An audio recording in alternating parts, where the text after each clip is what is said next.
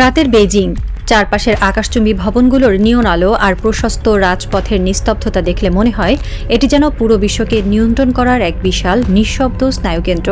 Tiananmen স্কয়ারের ঠিক পাশেই দাঁড়িয়ে থাকা গ্রেট হল অব দ্য পিপলের ভেতরে আজ এক বিশেষ অতিথির জন্য বিছানো হয়েছে লাল গালিচা।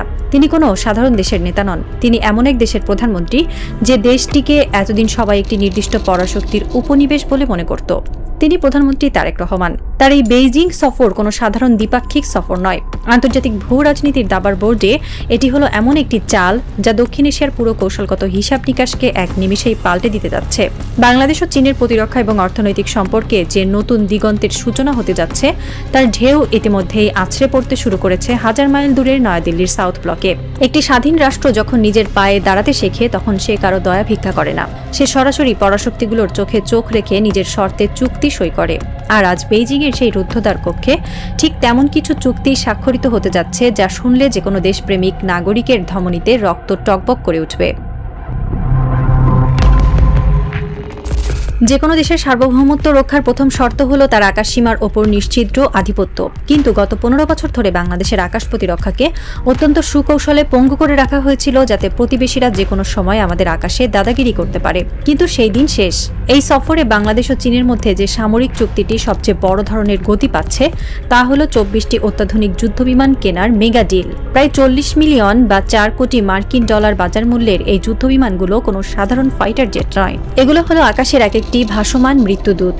আশা করা হচ্ছে আগামী আগস্ট মাসের মধ্যেই এই চুক্তির চূড়ান্ত সিলমোহর পড়বে। এই ঐতিহাসিক সফরে দুই দেশের বর্তমান কৌশলগত সম্পর্ককে কেবল বন্ধুত্বের গণ্ডিতে আটকে রাখা হচ্ছে না, একে এক ধাপ উন্নীত করে ঘোষণা করা হচ্ছে শেয়ার্ড ফিউচার বা অভিন্ন ভবিষ্যতের অংশীদারিত্ব হিসেবে। এর মানে কি?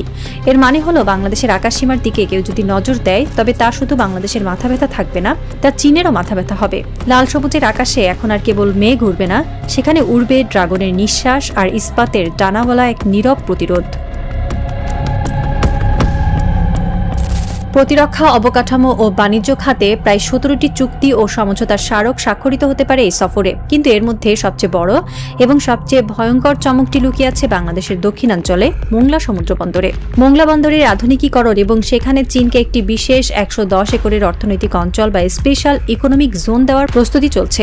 সাধারণ চোখে দেখলে মনে হতে পারে এটি একটি সাধারণ অর্থনৈতিক চুক্তি, কিন্তু ভূ রাজনীতির আতশ কাচের নিচে ফেললে এটি হলো ভারতের বুকে এক বিশাল পারমাণবিক বোমার বিস্ফোরণ। কেন? কারণ মোংলার এই বিশেষ শিল্প পার্কটি আগে ভারতের বিনিয়োগের জন্য নির্ধারিত ছিল। বিগত নতজানু সরকার ভারতের হাতে জমি তুলে দিয়েছিল, কিন্তু সম্প্রতি ঢাকার পক্ষ থেকে ভারতের সাথে হওয়া সেই চুক্তিটি সম্পূর্ণ এবং নিঃশর্তভাবে বাতিল ঘোষণা করা হয়েছে। হ্যাঁ, বাতিল।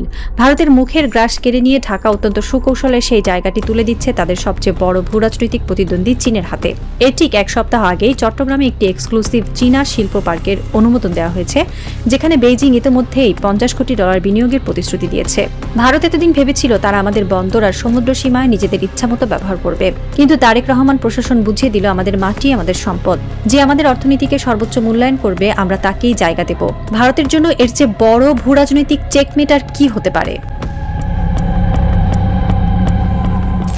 উত্তরের মানুষের দীর্ঘদিনের কান্না তিস্তা নদী। ভারত যুগের পর যুগ ধরে তিস্তার পানি আটকে রেখে আমাদের উত্তরাঞ্চলকে মরুভূমিতে পরিণত করেছে। তারা পানি দেবে না, আবার সেখানে অন্য কাউকে কাজও করতে দেবে না, এটাই ছিল তাদের অলিখিত ফরমান। কিন্তু এই সফরে অর্থনৈতিক সহযোগিতার পাশাপাশি বহুল আলোচিত তিস্তা নদী ব্যারেজ প্রকল্পের যৌথ সম্ভাব্যতা যাচাই বা ফিজিবিলিটি স্টাডি নিয়ে বিস্তারিত আলোচনা হতে যাচ্ছে।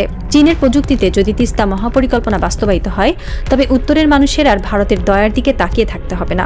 এর পাশাপাশি সরকারের একটি বিশাল মাস্টার প্ল্যান রয়েছে চীনের বড় বড় উৎপাদনকারী শিল্প বা ম্যানুফ্যাকচারিং খাতকে বাংলাদেশে স্থানান্তরিত করা। চীন এখন তাদের ভারী শিল্পগুলো দেশের বাইরে নিয়ে যেতে চাইছে। সরকার চাইছে এই সুযোগকে কাজে লাগিয়ে বাংলাদেশে সেই কারখানাগুলো স্থাপন করতে।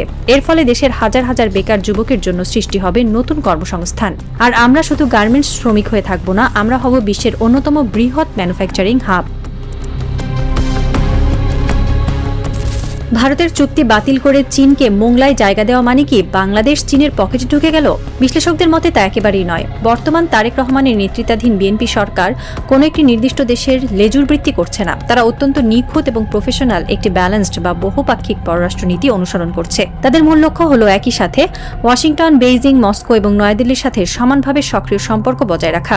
এটি আক্ষরিক অর্থেই তরবারির ধারের উপর দিয়ে হাঁটার মতো কঠিন কাজ। একদিকে তারা যুক্তরাষ্ট্রের সাথে পারস্পরিক শুল্ক চুক্তি সচল রাখছে এবং পশ্চিমা বিশ্বের সাথে সুসম্পর্ক বজায় রাখছে। অন্যদিকে রাশিয়ার সমর্থনে তারা উঠতি পরাশক্তিদের জোট ব্রিক্সের অন্তর্ভুক্তির চেষ্টাও চালিয়ে যাচ্ছে। অর্থাৎ বাংলাদেশ এখন আর কারো ব্যাকইয়ার্ড বা পেছনের উঠোন নয়।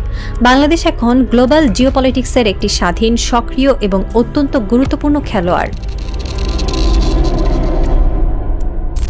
বেইজিংয়ের সাথে ঢাকার এই দ্রুত সম্প্রসারণ এবং মোংলায় ভারতের চুক্তি বাতিলের বিষয়টি কি ভারত চুপচাপ মেনে নেবে?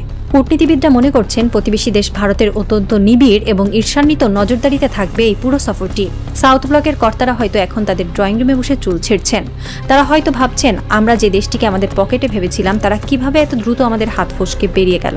তবে বাংলাদেশ সরকারও জানে যে প্রতিবেশীকে একেবারে খেপিয়ে তুলে ভূরাজনীতি করা যায় না। তাই অন্তর্বর্তীকালীন সরকারের আমলে ভারতের সাথে তৈরি হওয়া কূটনৈতিক টানাপোড়েন কাটিয়ে উঠতে প্রধানমন্ত্রী তারেক রহমান অদূর ভবিষ্যতে ভারত সফরের পরিকল্পনাও রেখেছেন। এটি হলো কূটনীতির শেষ এবং সবচেয়ে নিখুঁত চাল। আগে বেইজিংয়ে গিয়ে নিজেদের শক্তি এবং বিকল্পের জানান দেওয়া, ভারতের বাতিল হওয়া চুক্তি চীনকে দিয়ে নিজেদের মেরুদণ্ডের প্রমাণ দেওয়া, আর তারপর চোখে চোখ রেখে কথা বলার জন্য দিল্লিতে পা রাখা। রাত গভীর হচ্ছে বেইজিং এর বুকে। গ্রেট হল অফ দ্য পিপলের বাইরে পাহারায় থাকা লাল ফিতাধারী প্রহরীরা হয়তো জানেন না, ভেতরের ওই সুরক্ষিত কক্ষে আজ রাতে যে চুক্তিগুলো সই হচ্ছে তা দক্ষিণ এশিয়ার আগামী 50 বছরের ইতিহাস নতুন করে লিখছে। অন্যদিকে 1000 কিলোমিটার দূরে নয়াদিল্লির সাউথ ব্লকে আজ হয়তো কারো চোখে ঘুম নেই। তাদের গোয়েন্দারা হয়তো পাগলের মতো চেষ্টা করছে ঢাকা এবং বেইজিংয়ের এই মেগা চুক্তির ড্রাফটগুলো হাতে পাওয়ার জন্য। তারা বুঝতে পারছে তাদের সেই গার্লফ্রেন্ড এখন আর তাদের কথায় উঠে বসে না। সে এখন নিজের শর্তে বিশ্বমঞ্চে দাবার চাল দিচ্ছে। একটি রাজনৈতিক এবং ভূকৌশলগত থ্রিলার আজ তার সবচেয়ে রোমাঞ্চকর ক্লাইম্যাক্সের দিকে এগোচ্ছে। দাবার বোর্ডে বাংলাদেশ তার তুরুপের তাসটি চেলে দিয়েছে। সাউথ ব্লক হয়তো ভাবছিল তারা পুশিন করে বা উগ্র রাষ্ট্রদূতের হুঙ্কার দিয়ে ঢাকাকে ভয় দেখাবে, কিন্তু বেইজিংয়ের রেড কার্পেটে পা রেখে ঢাকা এবার প্রমাণ করতে যাচ্ছে আমাদের ভয় দেখানোর দিন শেষ। বেইজিংয়ের এই রুদ্ধদ্বার বৈঠকগুলো থেকে যখন 24টি ফাইটার জেটের গর্জন আর মোংলার বুকে নতুন কারখানার শব্দ বেরিয়ে আসবে, তখন নিশ্চিত হবে ভারতের এক বিশাল ভূ রাজনৈতিক পরাজয়।